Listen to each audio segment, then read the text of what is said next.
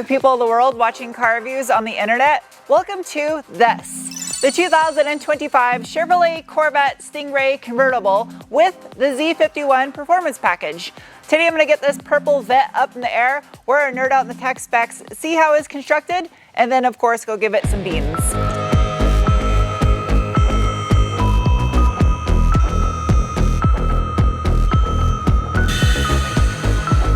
Dark colors do this car justice.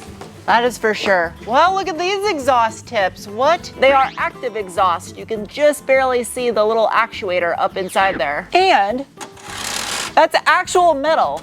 You would think this thing is an EV with how flat the underfloor is. There's not a lot to see, but you can see the transaxle and rear end from inside the mesh there. Out back, the Corvette Stingray utilizes a short, long arm rear suspension configuration. The lower arms are cast aluminum, however the knuckle and the upper are forged. Now this one is equipped with the optional MagneRide adaptive suspension, and because it's the Z51 package, it has adjustable preload and up to 20 millimeters of ride height adjustment with the adjustable collars. That is insane that you can get that from the factory. They are manufactured by BWI Group.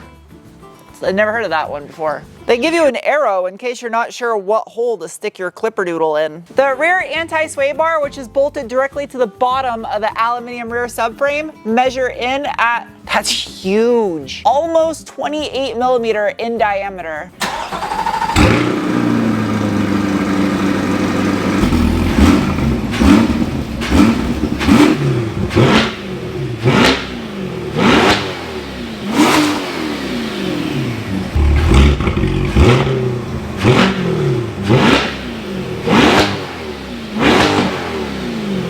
As far as the differential goes, this one is equipped with a electro-hydraulic controlled ELSD, which is an episodic planetary diff with a normally open wet clutch to constantly vary torque. It has a 5.56 final drive ratio, with the ring and pinion itself being a 3.55. Nice thick metal under engine cover that's incorporated into the aluminum subframe if you actually look at it. There's easy access for your oil filter right there. This 8th generation or C8 Corvette is built on GM's Y2XX platform in Bowling Green, Kentucky, and this Z51 3LT package, fully loaded with the convertible option, weighs in at 3,747 pounds. Well, typically this is the part where I measure the exhaust mid-pipe and show you drive shafts and stuff, but it's mid-engine, so no drive shaft and no exhaust mid-pipe because engine's in the back. Look at that. The vast majority of EVs I review aren't even this well plated underneath their battery.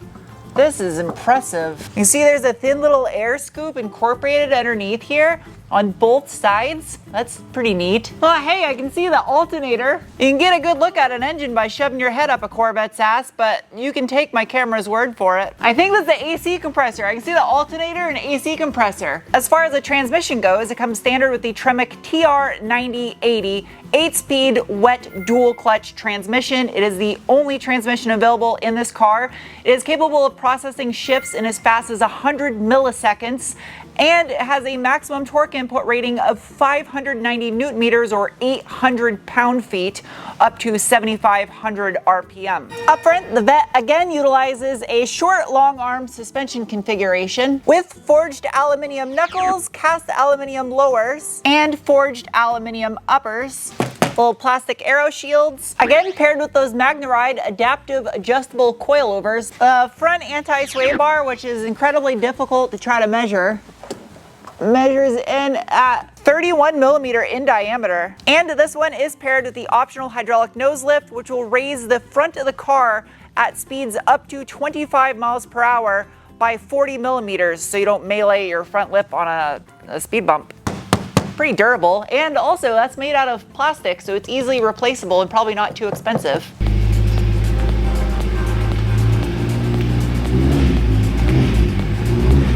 All right, it's time for the braking test. Nothing behind me. Ready, set, go. That was so violent. Short stopping distance, as I would expect, but just the anger from the tires, so much grip. And they're wide, just solid. It was just such a solid braking feel. It's just, That braking was just made possible thanks to a 4-piston monoblock caliper with a 13.6-inch or 345mm front rotor. The wheels, also forged monoblock aluminum, are a 19 by 9.5 wrapped in a 245/35 Michelin Pilot Sport 4S tire. High five. Plastic inner fender liner. You can see the massive vents right here in the front because it utilizes dual front radiators, one behind each one of these side vents, as well as an additional third heat exchanger for the Z51 package, as well as the other oil coolers and heat exchangers out back. Dual front cameras for the data video recorder feature. Again, even more functional vents out back because mid-engine obviously. Well, that's kind of neat. You can see the individual LEDs for the taillights. Look like Cree LEDs. The rear inner fender liner is hairy cardboard. Out back, you get another 4-piston monoblock caliper with a slightly larger 350mm or 13.8-inch rotor, a separate divorced caliper for the parking brake. The wheels also get larger. They are a 20 by 11, also forged monoblock, wrapped in a 305/30 20-inch Michelin Pilot Sport 4S tire.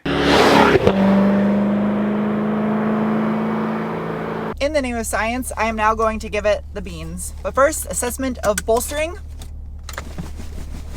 It's got excellent bolstering, but the seat, I will say, is meant for a slightly wider human than I am. The seats are finished in the shade of I don't have pets or children, and they both are ventilated as well as heated. The driver's seat is memory, as well as the passenger seat. The trim around the would-be harness hole is actual carbon fiber. As far as drive modes go, I have a dial that's hidden under this little leather flap with the Corvette logo. You have to roll the dial, and you can go from weather mode to my mode, where you can fully customize everything, to touring, to sport, which also changes your gauge cluster, and to track, which changes a gauge cluster again. As well as you have a Z mode button on the steering wheel, which is kind of like another My mode, which will allow you to configure your steering, your suspension, your engine, and your shifting for the transmission, your performance traction management, which is part of that ELSD, which then gives you up to 6 different levels of adjustability, braking, so you can adjust how you want the pedal feel to be, and the engine sound. I'm gonna keep this thing in track mode, race 1 for my PTM. I can press this M button, which will put it into manual mode, and I have some actual metal pedal flappy paddles in the back of the steering wheel. They do move with the wheel when you turn it. I'm gonna leave it in drive auto though, and let's see what this thing can do. Ready? Go. Okay. Jeez. That's good.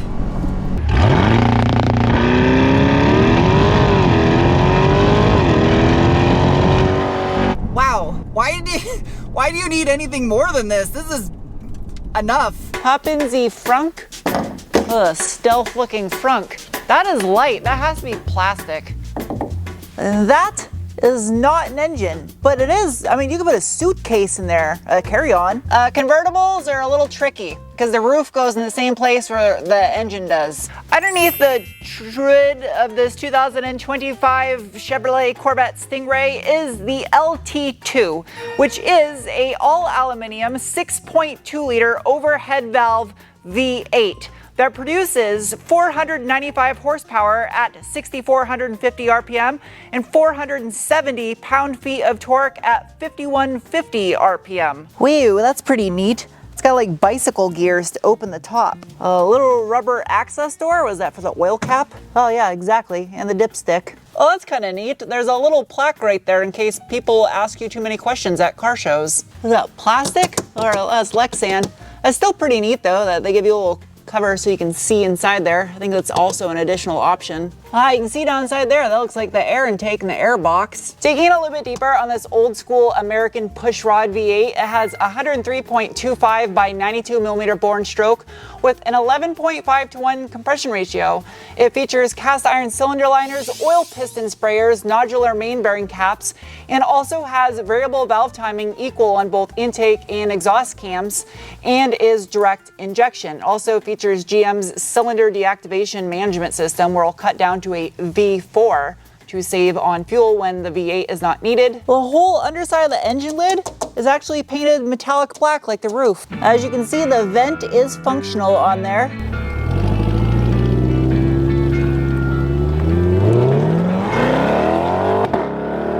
I'm gonna start this off with the window down back there. So good. So good. The soundtrack of this car is everything. Oh man. Cornering on this car, like a dream. Switch it into manual mode just so I can hear this thing some more. It's a nice balance between induction sound and exhaust. It's like perfect. The little crack and pop on the exhaust when you shift. Handling on this car, it's like a hot knife through butter. Well, there's something special about midship cars. Obviously, that's why I own an MR2. I'm gonna go back window up just in case that it's a little loud on camera. I don't want to take a chance and have you be yelling at me in the comments because you can't hear me. I have it in the track mode setting right now, and I can feel every little tiny crack and deviation and imperfection in the asphalt in a good way. It's not annoying. It's just giving me so much information and so much feedback about the road surface. Nice heft to the steering wheel.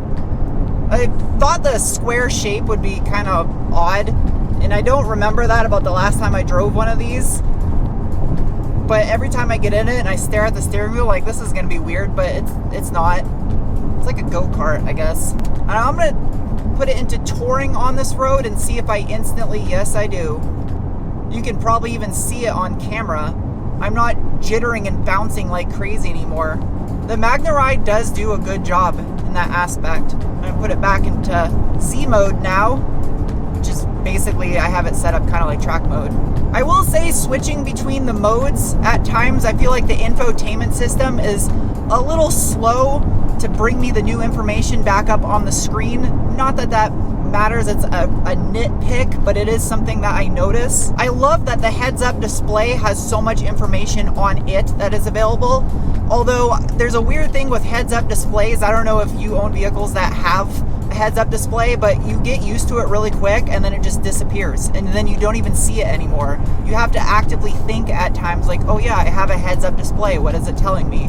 Obviously I'd have to put this thing on a racetrack to actually tell you how it handles. I can just tell you from a daily driving perspective, it is super livable.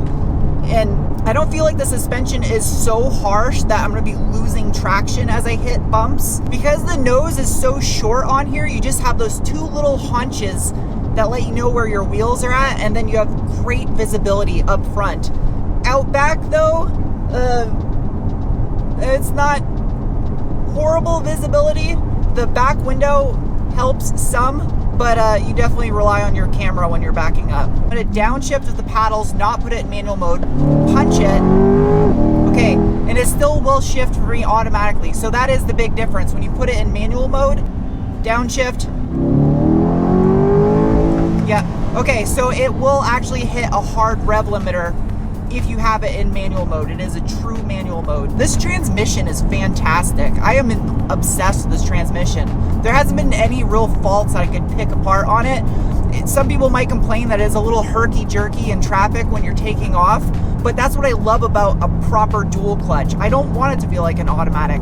I want to feel the robots doing their thing. I want it to feel raw, like a manual transmission, and feel those clutches doing their job. As far as the actual trunk goes, popper is underneath there, and it's our robot trunk. You could definitely fit a set of golf clubs in there. Not that I would know because I don't play, but I know how big they are. What did it come with? It came with a front brake cooling deflector kit. Sweet. A little pocket for your possum to sleep in, and a net for about 110 baguettes. I'm guessing it's probably fiberglass just because it's Corvette. Robot shuts it. Are you a glove box? Yes, you are.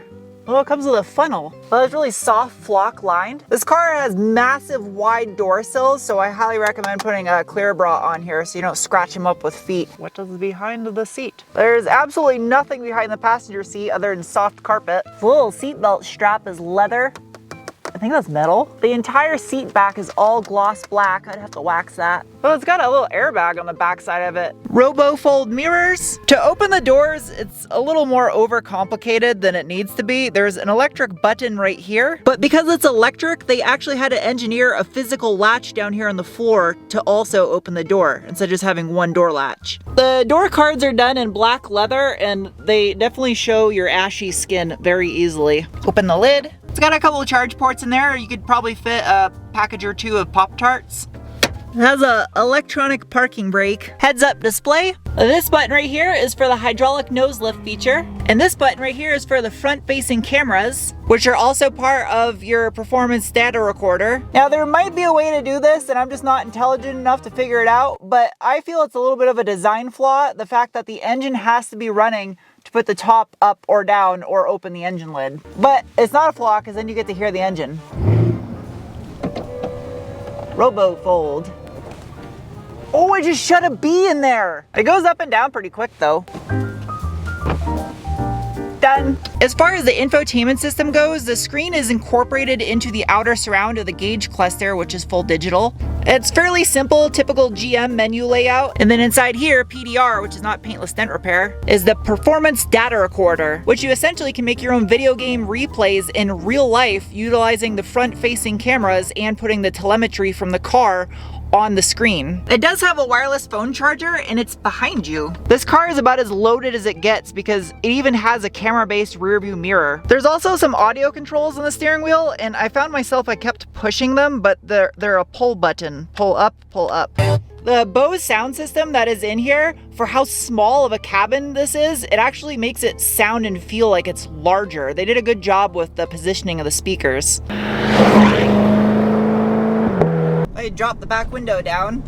That right there, hands down, best feature about this car. Even when it's cold out, I usually drive with that window down. It's been in the 40s at nighttime, no problem. This car is polarizing in the fact that it's kind of awkward to get in and out of because of how wide the door sills are. And you would think it wouldn't be comfortable, but it's surprisingly comfortable to ride in this thing and drive this thing. You fit in it like a glove. And I think you could probably do a 2.5-3-hour road trip and your ass wouldn't completely fall asleep. I switched it over into the touring mode right now, and the MagneRide suspension does do a good job of kind of softening things up, but you can still feel little imperfections and defects in the road. Back when this car first came out, a lot of people were torn on the fact that they moved the engine midship, and a lot of people were angry that that's no longer a Corvette. But in my eyes, now that this has been out for a while, I think that was an absolutely brilliant decision to do because it gained the Corvette, I feel, more respect. And this car feels more special and more of the top shelf product that GM produces now. It's amazing that an overhead valve pushrod V8 can achieve this kind of fuel economy. Granted, you have to baby it to get great fuel economy with it, and its aerodynamics obviously play a huge part of this too, but this is totally a car that you could daily every day. Even with this one being super loaded up at over $100,000, if you look at some of its competitors from Europe, it's still such a bargain. The soundtrack that comes out of this, in contrast to the ZR1 or the Z06, with a cross-plane V8. It just sounds so American in this thing, and I haven't driven either two of those cars, and I'm sure they're great because they are so much faster than this one, but this car is already fast enough as it is to the point where those cars are just kind of for showing off to other people, whereas this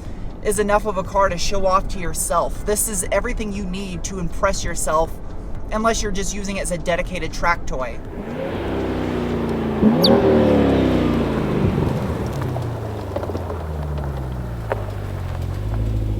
It is now time to give this thing some scores. Starting with the bean score, the assessment of the feeling you get in your gut when you give it the beans. And it earned a rating of...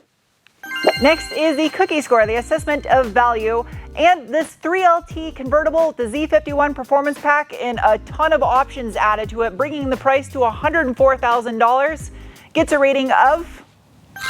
To be fair, this is about as loaded as you can get in a convertible, and I still think it's phenomenal value compared to the cars it competes against. Next is the wrench score, the assessment of ease of maintenance, and it earns a rating of... Next is the Squid score, the assessment of handling, and it gets a rating of. And lastly is the Penguin score, the assessment on how much I personally like a vehicle. And the Corvette Stingray convertible gets a rating of. This car has definitely grown on me since it has come out. I liked it when it came out, but I like it even more now, I think, that it's been out for several years. So, hope you guys enjoyed this review. I'll see you soon with another. Bye!